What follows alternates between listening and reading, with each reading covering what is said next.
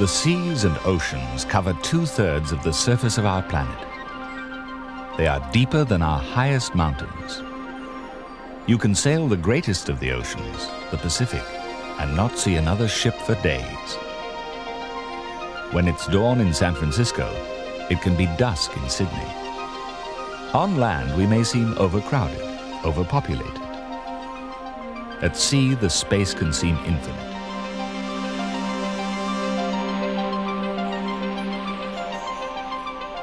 But it's a space which has always been used, though over the centuries, the nature of this use has changed.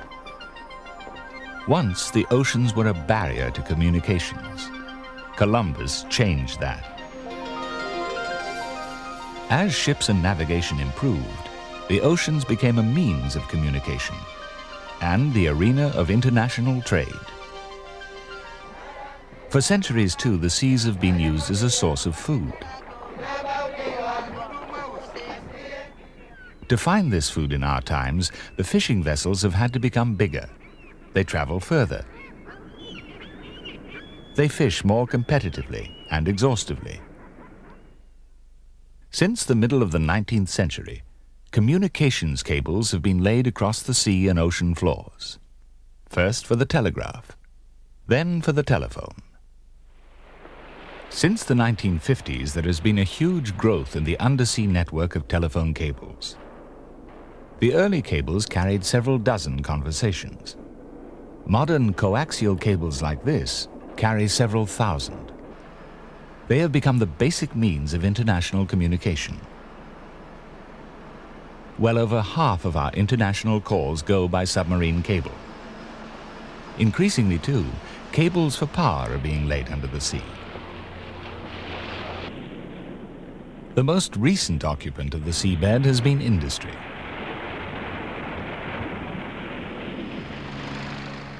Huge installations have been erected offshore to tap undersea oil and gas fields. A surface view only hints at their size and complexity. Beneath each platform extend dozens of wells. With all their supporting lines for power and hydraulics, the wells spread far away from the platform itself. Pipelines connect the platforms and bring the oil and gas ashore. And remember, this is only the beginning of our attempts to exploit a whole range of minerals from beneath the seas. So our use of the seabeds is accelerating, diversifying. But even so, we're still using only a fraction of their area. Isn't there room for all of us? There should be. And there can be, but there is a problem. Take the three main areas of seabed activity. The main fishing grounds, the most intensive concentrations of offshore industry, the densest network of communication cables. Around the world, they tend to group in the same areas, and frequently they overlap. These areas are the continental shelves, the shallower waters. The North Sea is one such area. So too is the English Channel. They are congested areas, areas with varied and intensive use of the seabed. The coastal waters of Southeast Asia have the same problem. So too have the Mediterranean and the east coast of North America. It is in areas like these that priorities can clash and paths cross. Every year there are as many as 100 breaks in the world chain of telephone cables. And this is the result. The International Cable Protection Committee, ICPC, was set up to minimize the incidence of breaks like these. Let's begin at the beginning. This is the terminal station for a transoceanic cable. Do we need undersea cables at all? Can't our communication needs be entirely met by satellite transmissions? We certainly need satellites. We need high-frequency radio, too. But we must have cables. Even in this age of the satellite, there has been no pause in the installation of submarine cable systems. This is because the three main transmission systems are complementary. The cable being landed here is a Trans-Pacific cable.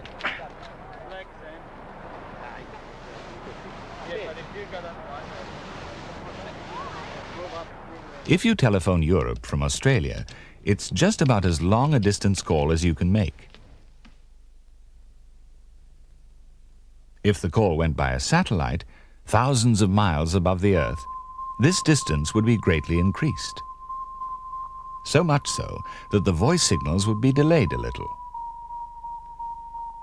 A call by cable routed across the Pacific might seem longer. In fact, the signal route is shorter. The voice signals take a fraction of a second to make the journey. Cables are private, secure, and consistent. They have a long life expectancy. They are cost-effective. So we need cables as essential parts of our international communications network. But do they have to be where they are? Every new cable route is thoroughly surveyed before the actual cable is laid.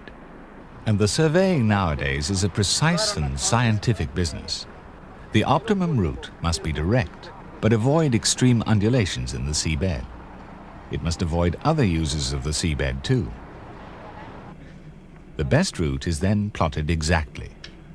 It is followed just as exactly by the ship which lays the cable. Cable ships are equipped with a wide range of navigational equipment. They can fix their position anywhere in the world to within 100 meters or so.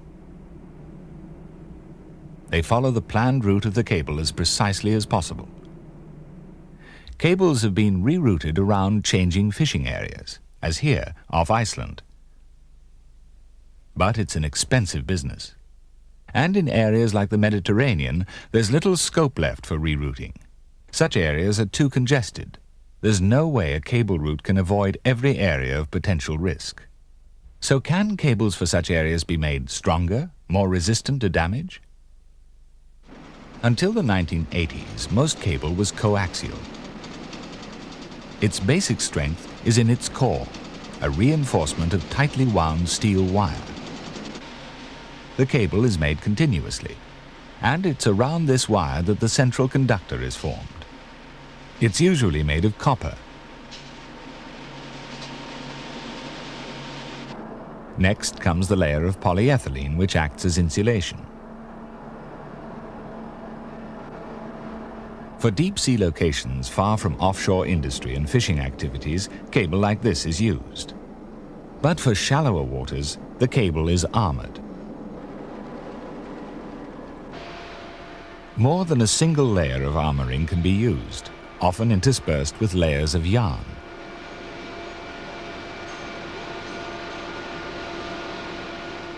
The main armoring is formed from layers of heavy steel wire wrapped around the cable. Cables can be double armored, as here, even triple armored. In certain areas, whole systems have been laid with armored cable. Despite the extra expense of manufacture, it's certainly an enormous help. But it can still be broken. For shallow waters, another possibility is to clamp ducting of thick steel around the cable. Here it's being done on board the ship as a shore connection is laid. The ducting protects the cable against abrasion from undersea rocks and coral reefs. But it's a slow and expensive process, impossible to continue through any great length of cable. And the cable still isn't guaranteed breakproof. So, increasingly, cables are being buried. Various techniques and devices have been developed in a number of countries. Many of the techniques involve the use of specially designed submersible vehicles. These vehicles are capable of unmanned operation on the seabed, hundreds, even thousands of feet beneath the control ship.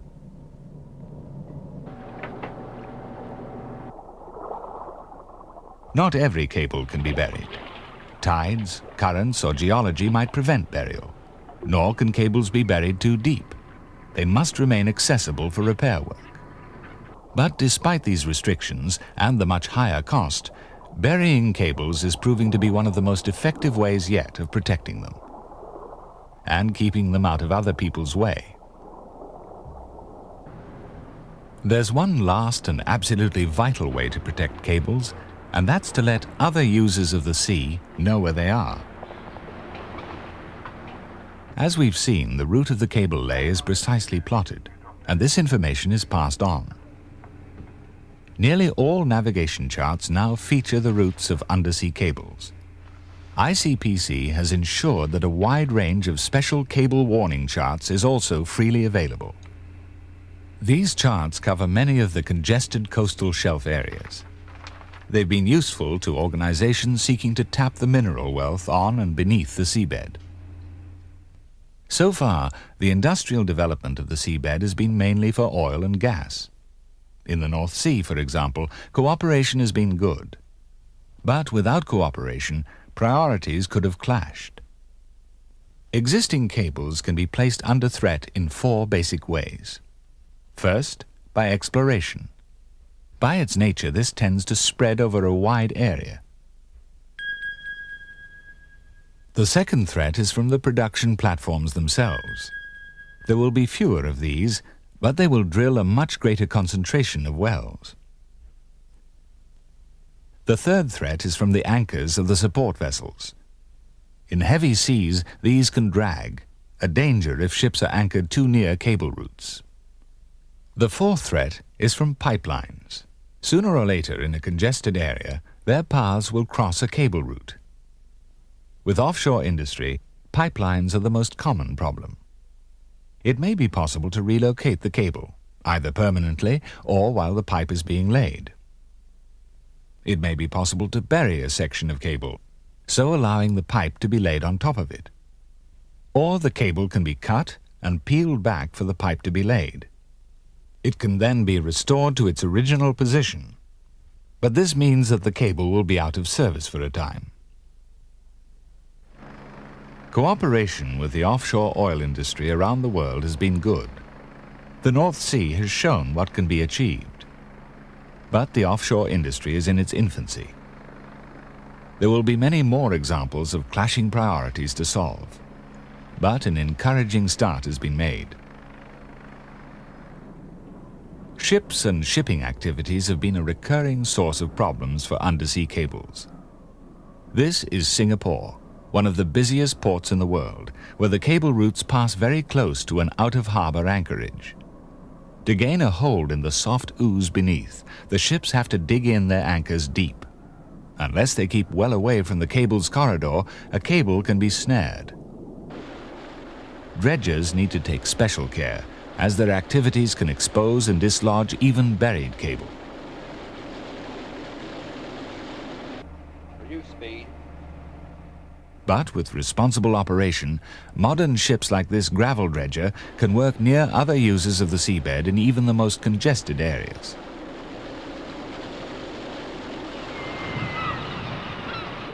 Fishing, the oldest, most widespread maritime activity of them all, still causes cable operators much concern. On average, undersea cables are broken by fishing twice a week. ICPC and cable operators are trying hard to reduce this incidence.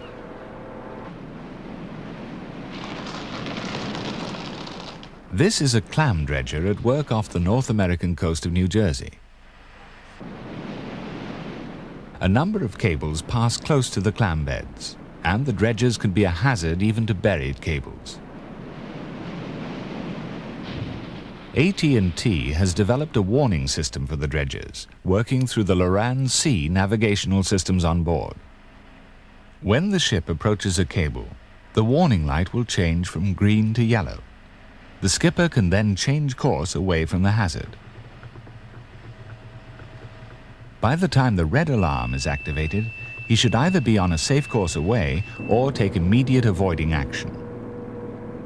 It's a system which could help prevent many cable breaks in the years to come.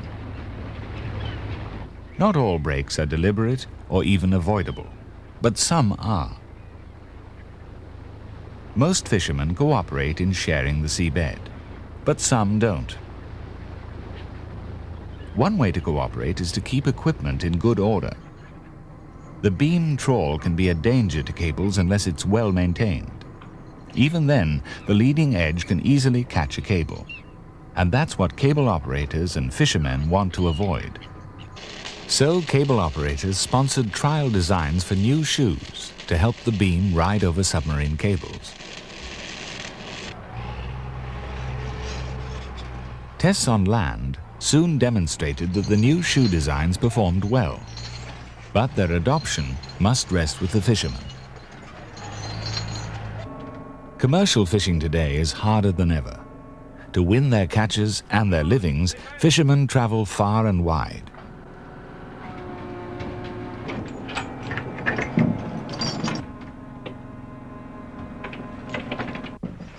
Their boats are well equipped. By the time this skipper lowers his beam and his nets, he knows he's close to a good catch. He should also know when he's close to a cable. But if the fishing looks good, he may go too close. And that's when he can get a catch he didn't want.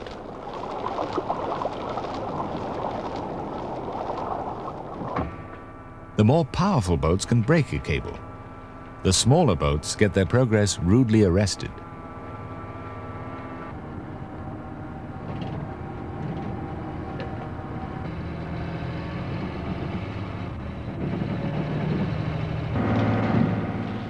On trawlers like this, it may be possible, by lifting and dropping the beam, to shake the cable away from the gear.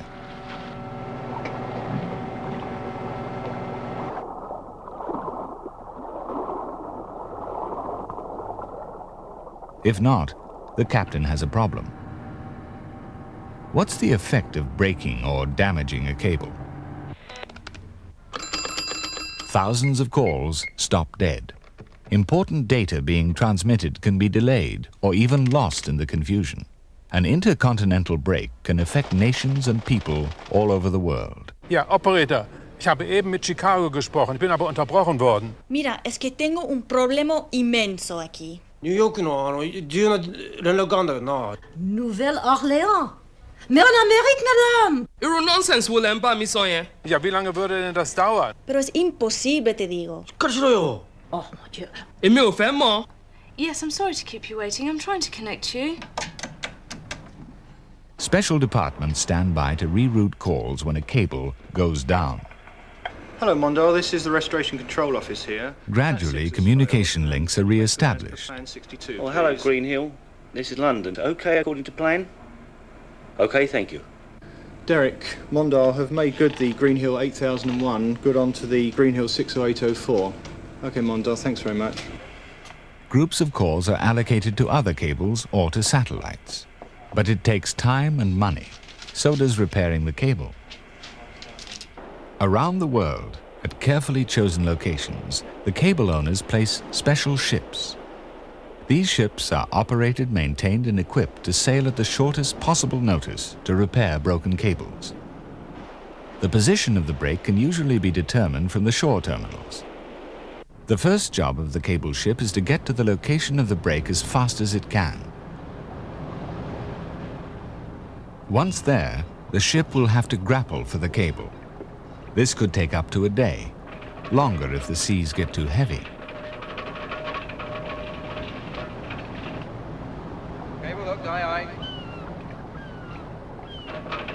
Once the cable is on board, the nature of the break has to be established. Could one of the complex repeaters be damaged? If so, the repairs will take a great deal longer.